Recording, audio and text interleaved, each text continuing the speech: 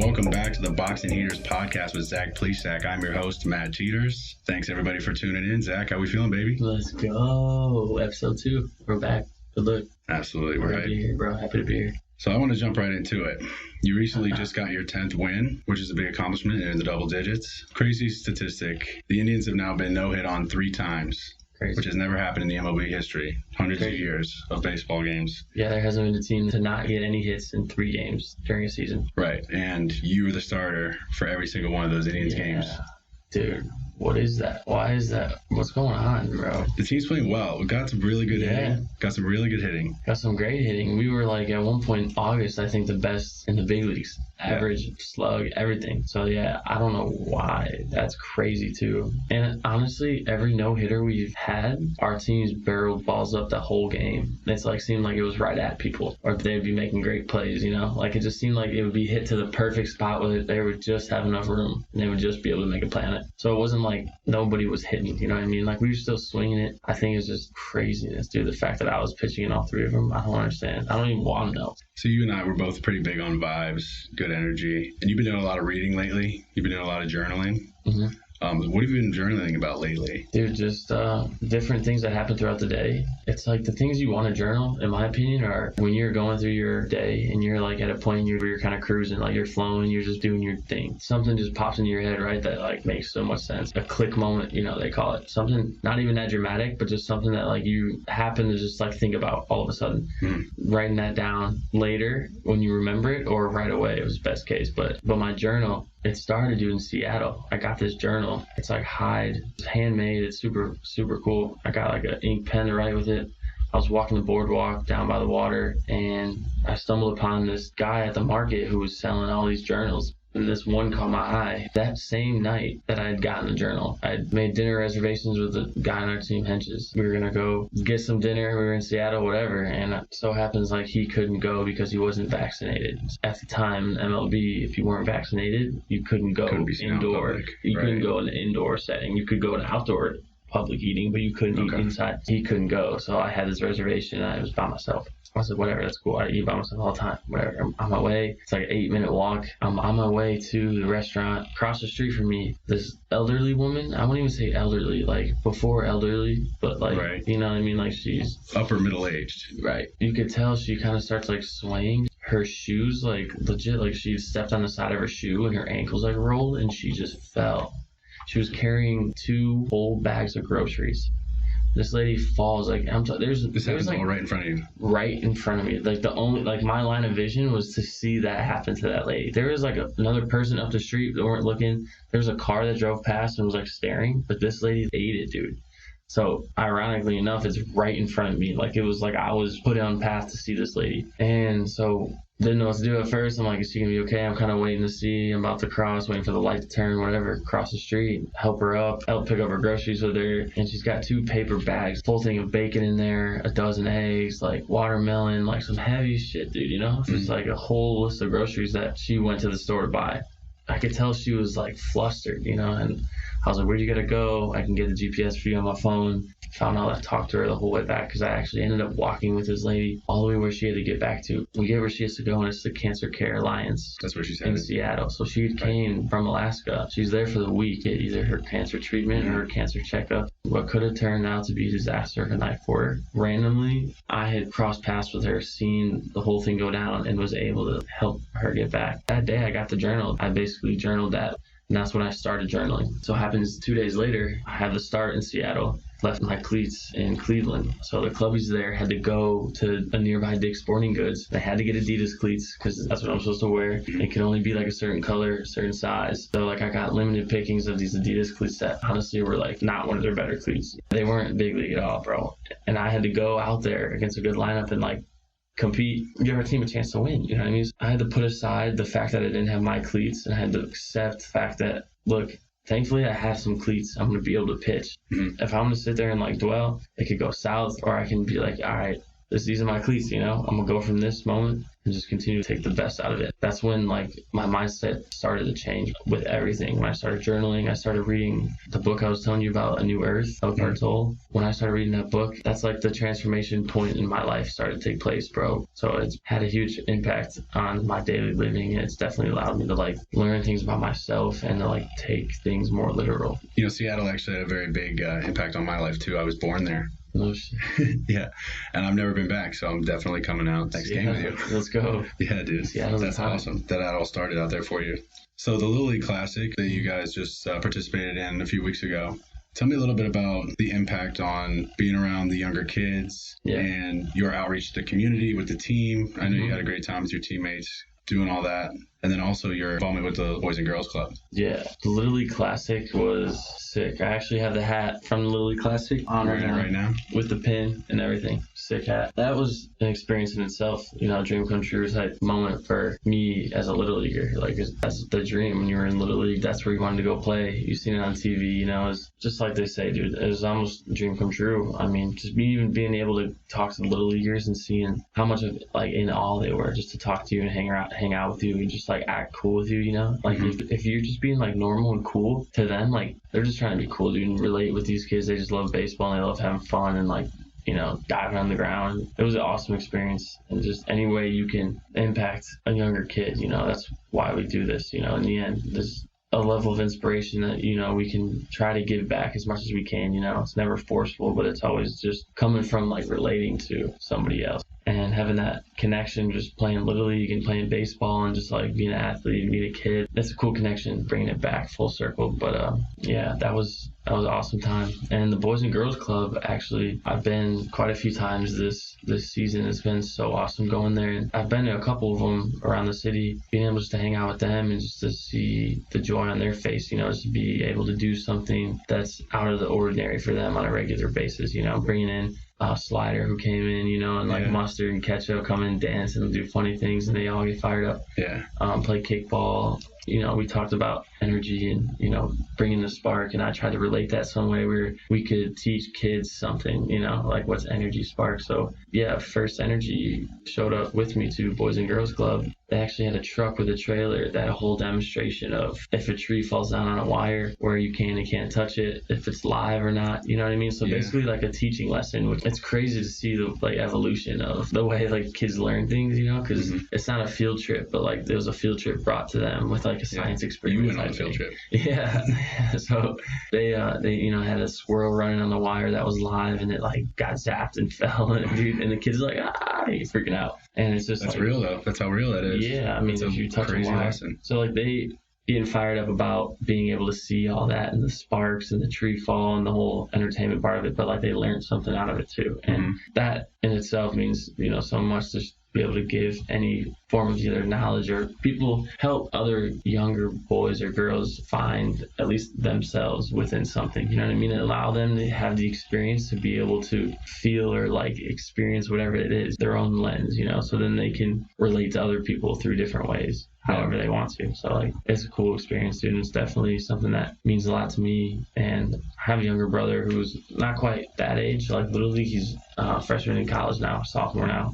So, you know, I grew up with a little brother, and I just love hanging out with younger kids who are just wanting to be good people, you know, learning the ways of life. Absolutely.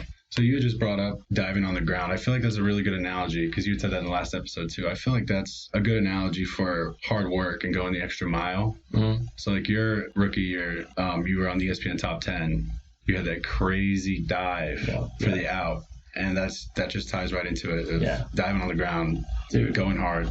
No matter what, anywhere you can. That's funny. That play brought me into the big leagues, you know, that like finally got me notoriety. I've had 4 top 10s, bro, as a pitcher in 3 years. I didn't even know that. Gnarly, yeah. Which is like something I'm trying to take pride in, bro. You know? Dude. And that's like the evolution of the game, dude. Like the excitingness, like the... You're not just a ball thrower. Dude, exactly. You're out there making plays, baby. Yeah. Even in high school, like in basketball, it was like the kid who was diving on the floor for loose ball, he was going to play. He was going to start, probably. Yeah, like it was... No points, but 10 rebounds. Yeah. Assists. 4 steals, like Absolutely. 4 fouls. Yeah. You know? Yeah. But that's the way to do it, man. It's even Cleveland way. It's like Midwest way too, you know, where I'm from, just blue collar, like get it how you get it. Don't try to even be flashy with it, just as long as you get it, it doesn't matter, and that's what even experienced in my last start where velo was down and I'm like looking up to the board. I'm like, damn, that feels good. Why isn't it 95? Like usually, and it's like, I had to like get over the fact that it wasn't saying 95 and everyone had to see I had a 90-mile-an-hour fastball. And as long as I went out there and got guys out, no one was going to say shit, It was like the point of my awareness to be like, look, some days you got the juice and some days you got to work through whatever, There's different things that come up to switch the mojo and you just got to get through it.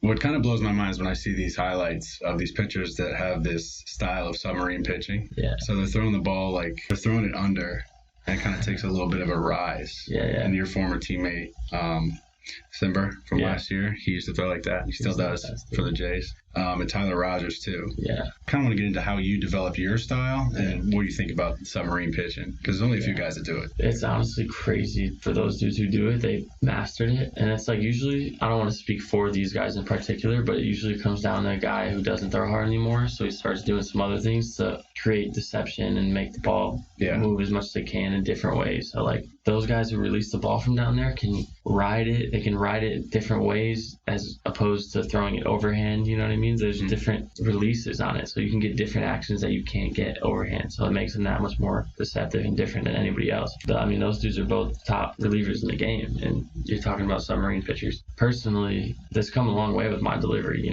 Like it's crazy. Once you lock in your delivery, everything else can take care of itself, dude. It's like all you gotta do is get to the points in your delivery with whatever grip. And if you execute, you'll be in a good spot for the most part. Dude, there's times where you feel amazing. There's times where you don't feel amazing. And there's times where you're right in the middle and you don't know, but you're going out there. I'm telling you, there's definitely room for me to click up in all my stuff still, you know what I mean? And it's crazy, like being 26, having a few years in the show already, trying to, make an impact in the league. It's like as soon as this comes together, it could be something special. And it's, piecing up every little by little, if it's not one thing, then it's like the other thing, but at least I got the other thing. And then we're just building, dude, and everyone has their own unique way of throwing. At the end of the day, you're catching balls like you're a center fielder. When you're in the middle of the mound, your mindset is like you're catching a ball from center field, dude's tagging from third, and you're just letting it rip at home, You kind of grip it whatever you want, and you want to throw it through the zone, but you're not sitting there like trying to be all fine, and that's when you start missing. That's when you start leaving balls over the plate because you fall behind. So as long as you just get up there and however you want to do it, however your body moves, you obviously meet certain points of emphasis that require strong power positions, with starting from the ground up and like getting the hand to a good spot. But some of that goes out the window when you just bring in uniqueness and style. Everyone has their own way of doing it. Mm-hmm.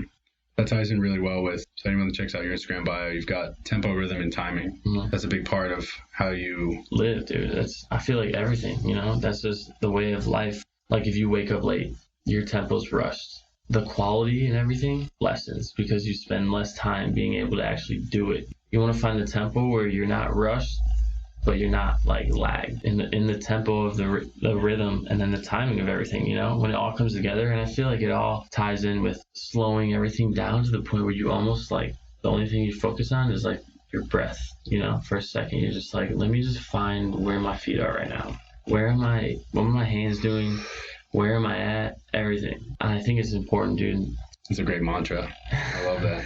What was one of the biggest shocks you experienced during your debut and when you finally became a professional athlete, making it to the majors? And then what did you see from some of the veterans in the locker room? Biggest shock I experienced after my debut, probably going back to Chicago and seeing all the hometown fans who supported me along the way. You know what I mean? Because that can kind of get lost once you leave hometown, right? Like you go to college. Some people like forget about you and then they hear you go pro, so they start following you again. Going back to Chicago and just seeing all the support from people in my hometown, seeing them at the game that I was pitching in was an experience for me that was shocking because it made me feel really good, really proud of where I came from, all the people I know and support me. And as far as the veterans for the locker room, they're important. They're the most important mold of the locker room, in my opinion. It's hard to roll out a group of young guys and go play 160 games or whatever and keep everything together. You know what I mean? Like when the older veterans are in the clubhouse, they're the older guys who know how to kind of like slow things down, kind of get on someone's ass, kind of like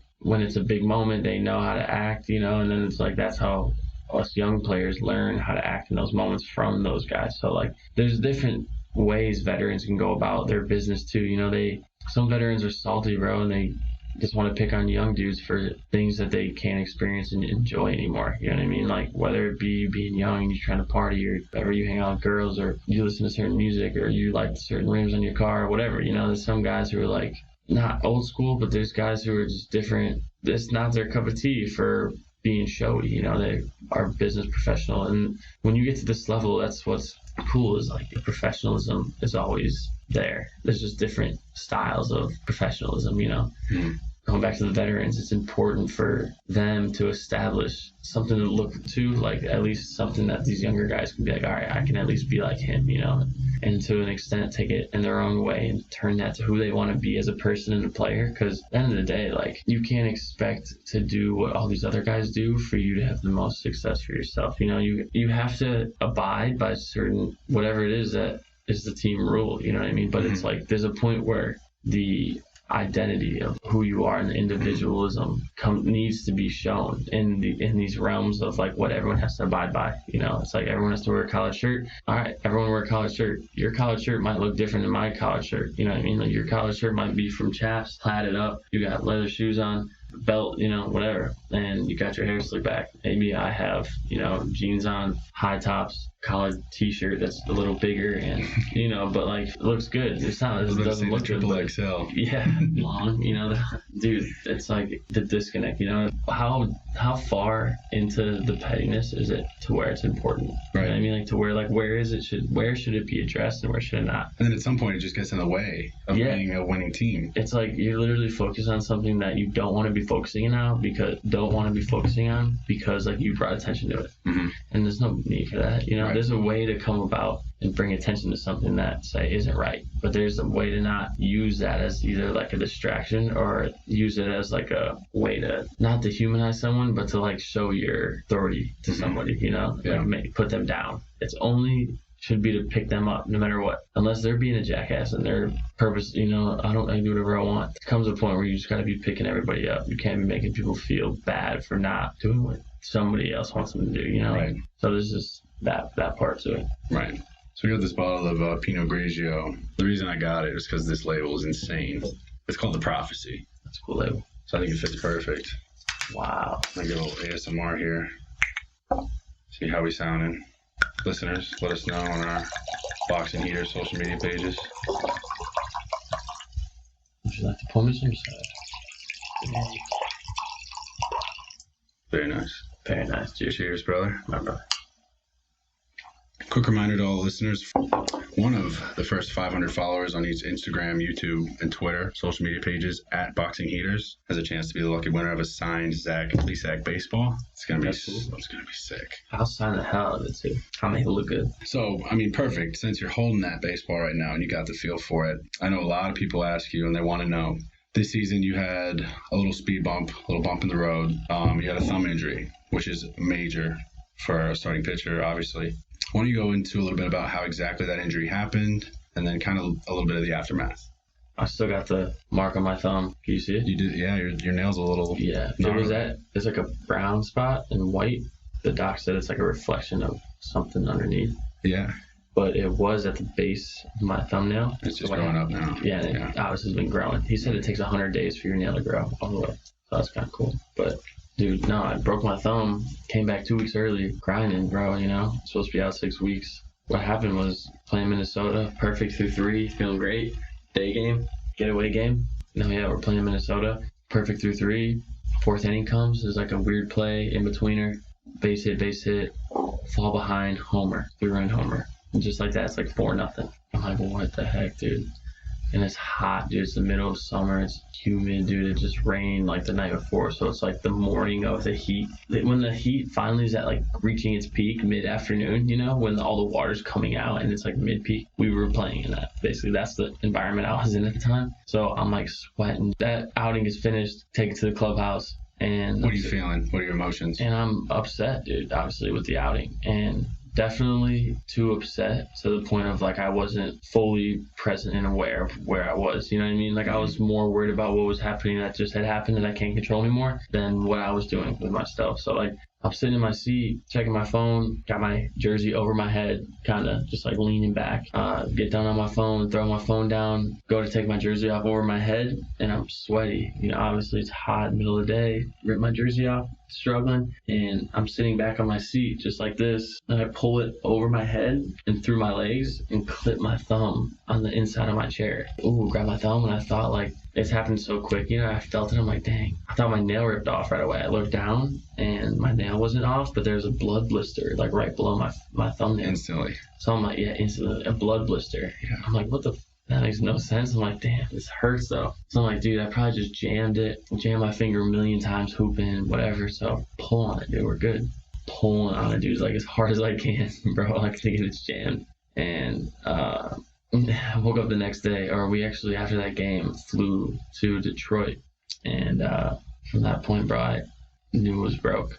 I went and saw a doctor, got an x-ray, because I was like, I want to know, because I wasn't going to say anything to anybody. Wear it, have a busted ass thumb, pitch in 5 days, hopefully in the 5th day, like it felt good enough to throw it as hard as I can. Right. Because you don't want to deal with all those repercussions and all of that. No, just trying to do everything you can to avoid it. Oh, dude, yeah. So but I found out that it was broke. So I was like, damn, I got to tell somebody. Yep. So told the trainer. They took their x-ray, took it to the house, bro. And basically, I just rushed the process back as quick as I could. I got some calcium, vitamins, you know, I was making sure I'm on the right diet. I'm not like consuming anything that would slow down the healing process. I'm trying to do everything I can and more, get back out there as fast as I could. And it was like, we came back 2 weeks early. And then next thing you know, it was like, people started getting sniped, you know, like people started going down soon after I came back. What do you mean? Crazy. Savali gets hurt. Shane gets hurt. Fran Mill tweaked his oblique. It was like Berto was already hurt. It was like everyone was getting smacked, bro. Yeah. So yeah, I mean the thumb was just a bump in the road. I missed a few starts. But at the end of the day, dude, the way I'm looking at it, it's all a blessing, you know, in disguise. There's something, for some reason I was supposed to break my thumb and not pitch for those couple weeks, 6 weeks or a month, whatever. I missed like 5 or 6 starts, which is like important, you know, obviously important, but you know, even I've had 1 full season in the minor leagues, or 2 full seasons. This would be my first full season in the big leagues, technically. It'd be like my 3rd season, but COVID last year, and the year before that I came up in May. So like, right. This is my first full big league season of 162 games. The Yankees, the Red Sox, the Astros, whoever, Mariners, everybody. So like, there's a point too where like I'm going through that for the first time, and I'm learning how to build and store energy and make sure I'm at least on an upward trend for the whole season, to where I can look back and be like, damn, I'm in a good spot. I really liked your social media campaign. It was #thumbs-up. Yeah. Just for a couple weeks you were posting. Yeah. I was gonna keep going with it. I don't know why I did. It's great. Is it great? You like it? We're definitely gonna make some #thumbs-up shirts. Yeah. Boxing Heaters podcast. I have the jersey, bro, that I took off and broke my thumb in. I kept it. Oh wow, yeah. So tell me this: when's the last time you amazed yourself? Because people watch you on TV all the time. I mean, they see you do amazing things, boxing heaters, throwing the ball that fast. You're a professional athlete, so you're doing things that a lot of people can't do. But when's the last time you took maybe a step back after you did something? You're like, wow, even if it's off the field. The last time was just my last start. I think just not having my best stuff and going out there and giving a quality start, just hoping to like keep our team in the game, you know, and just knowing like when you don't have your best stuff, how you can manage and how you're able to know, at least understand what you get with your worst stuff. You know what I mean? Like that way, when you do have your great stuff, you can be dominant, you know, and that kind of goes with everything. It's like when you're not feeling it that day, or you're not like feeling extra lively, or feeling like you're going to get some shit done, like how are you going to at least manage to get something done that is going to keep you at a point where you're not overdoing it or overstressing or anything, you know what I mean? But yes. Well, when you're training, whether it's during the season or off season, do you feel yourself like elevating? Do you feel the hard work that you're putting in? Every day, man. Yeah. I was just talking to our mental skills coach about this, how people go to the gym just to go to the gym, but they can't expect to go to the gym because they go to the gym. Now they're going to have this good body. You know, it's like they got to get on a certain machine, hit each rep individually as best as they can. Each individual rep. You can feel when you're getting better. You know, you're like, I'm in it right now. Like I'm getting better. And that's how it feels in the off season when I'm really training and really going. There's certain things that even still for me, like they're like, all right, this is what you got to do today. This is on the schedule. And I'm going through it. I'm like, I mean, this is like hard, but like, I don't know if I'm getting better at doing this. You know what I mean? It's like when those experiences come where you feel like you are getting better, that's the feelings you look for, you know, every single day. Going back to the last question about the last time I amazed myself, I really feel like every day, like I amaze myself every day with what happens, you know. It's like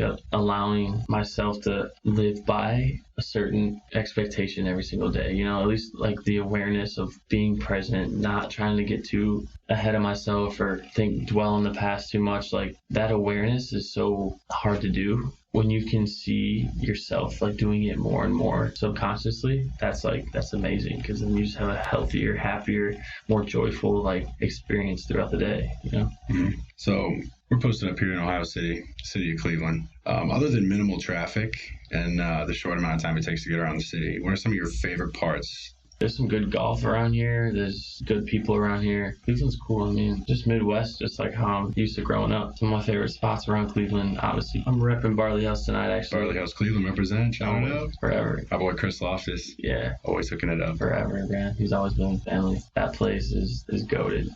Town Hall. Cleveland's it's always love, you know, and when you meet people and if you're a good person, everyone takes care of each other. So yeah, that's something that in other cities that I've been to, people won't give a shit about you, you know, as long as they get theirs. And it's like, I feel like here there's a good like group of people who at least like will take care of each other. Yeah. Last episode we were talking about, I was actually a little jealous. We were talking about how you're out on the boat. So this past Labor Day, I actually got to go out. Had a buddy from PA bring his boat. Yeah. Went out there. It was the Cleveland Air Show. Oh, yeah. I saw that. I saw videos of that. Yeah, it was a great time. Beautiful day. The whole weekend, it was great here. Perfect weather. And Cleveland's lucky to have this huge body of water right across from Canada, you know. Yeah. Nothing crazy. The waves can get pretty choppy. It's not the ocean, but I mean, it's great. Before we wrap it up, I got kind of a deep question for you. We've been talking a lot about vibes and kind of the mantra that you live by, but what's one piece of advice, whether it was from a veteran in the clubhouse or maybe a family member, what's one piece of advice that you live by? This one quote that will always stick with me, it comes from my boy from high school.